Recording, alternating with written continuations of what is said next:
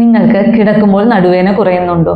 പക്ഷെ കുറച്ച് സമയം പോലും ഇരുന്നാൽ നടുവേദന കൂടുന്നതായിട്ട് അനുഭവപ്പെടുന്നുണ്ടോ? പ്രത്യേകിച്ച് ദീർഘദൂരം യാത്ര ചെയ്യുക, അല്ലെങ്കിൽ ഓഫീസിൽ തുടർച്ചയായി ഇരിക്കുക, മീറ്റിങ്ങിലോ ആരാധനാലയങ്ങളിലോ ഒക്കെ തുടർച്ചയായി ഇരിക്കുക, ഇങ്ങനെയുള്ള സന്ദർഭങ്ങളിൽ നിങ്ങൾക്ക് നടുവേദന കൂടുതലായിട്ട് അനുഭവപ്പെടുന്നുണ്ടോ? എങ്കിൽ അത് സ്പൈൻ സംബന്ധിച്ചുള്ള പ്രശ്നങ്ങളാകാം. അതിനെക്കുറിച്ച് പറഞ്ഞു തരാം. പല ആളുകളും വിചാരിക്കുന്നത് പോലെ എല്ലാ നടുവേദനയും ഒരുപോലെയല്ല.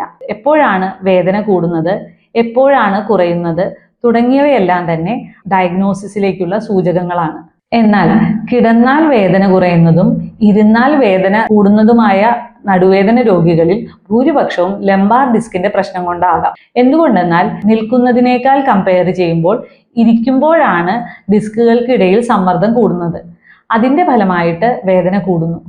പല രോഗികളും OPയിൽ വരുമ്പോൾ പറയുന്ന ഒരു കാര്യമാണ്, ഡോക്ടറെ എനിക്ക് രാവിലെ എഴുന്നേൽക്കുമ്പോൾ ഒരു പ്രശ്നവും ഇല്ല, പക്ഷെ ഓഫീസിൽ പോയി ഇരിക്കുമ്പോഴാണ് വേദന തുടങ്ങുന്നതെന്ന്. ഇങ്ങനെയുള്ള അവസ്ഥയിൽ കൃത്യമായ ക്ലിനിക്കൽ ഇവാലുവേഷൻ ആവശ്യമാണ്. തുടർച്ചയായി ഇരുന്ന് ജോലി ചെയ്യുന്ന ആൾക്കാരിൽ പൊതുവെ ഹിപ്പ് മസിലും കോർ മസിലും ബലം കുറഞ്ഞതാണ്. ഇത് നടുവേദനയിലേക്ക് നയിക്കാവുന്നതാണ്. ഒരു ഡോക്ടർ എന്നുള്ള നിലയിൽ ഒരിക്കലും ഞാൻ MRI റിപ്പോർട്ട് മാത്രം നോക്കി രോഗികളെ ചികിത്സിക്കാറില്ല.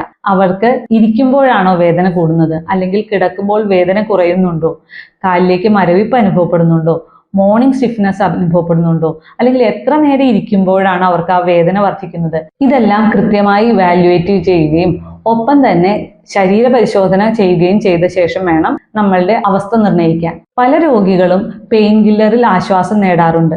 പക്ഷേ ഇതൊരു ശാശ്വത പരിഹാരമല്ല എന്ന് മനസ്സിലാക്കണം. പലർക്കും നടുവേദനയുടെ കാരണങ്ങൾക്കനുസരിച്ച്, അതായത് ഡിസ്ക് സംബന്ധമായ പ്രശ്നങ്ങൾക്കോ മസിൽ വീക്ക്നെസ്സിനോ അല്ലെങ്കിൽ നിങ്ങളുടെ പോസ്ചറൽ എറേഴ്സിന്റെയോ ഭാഗമായിട്ടുള്ള നടുവേദനകൾക്ക് വ്യത്യസ്തമായ ട്രീറ്റ്മെന്റ് പ്രോട്ടോകോളുകളാണുള്ളത്. അതുകൊണ്ട് തന്നെ ശരിയായ ഡയഗ്നോസിസിനൊപ്പം ശരിയായ ട്രീറ്റ്മെന്റ് ചെയ്യുന്ന ധാരാളം രോഗികളിൽ ഈ തുടർച്ചയായുള്ള നടുവേദന പരിഹരിക്കുന്നതായി കാണപ്പെടുന്നു. നിങ്ങൾക്ക് തുടർച്ചയായി ഇരിക്കുമ്പോൾ നടുവിന് വേദന അനുഭവപ്പെടുന്നുണ്ടോ? അല്ല, കിടക്കുമ്പോൾ വേദന കുറയുന്നതായിട്ട് തോന്നുന്നുണ്ടോ? തീർച്ചയായും ഈ വീഡിയോയ്ക്ക് കമന്റ് ചെയ്യൂ. നടുവേദന, സ്പൈനൽ ഹെൽത്ത്, ഡിസ്ക് പ്രോബ്ലം ഇവയെ സംബന്ധിച്ച് കൂടുതൽ അറിവുകൾക്കായി ഈ അക്കൗണ്ട് ഫോളോ ചെയ്യൂ.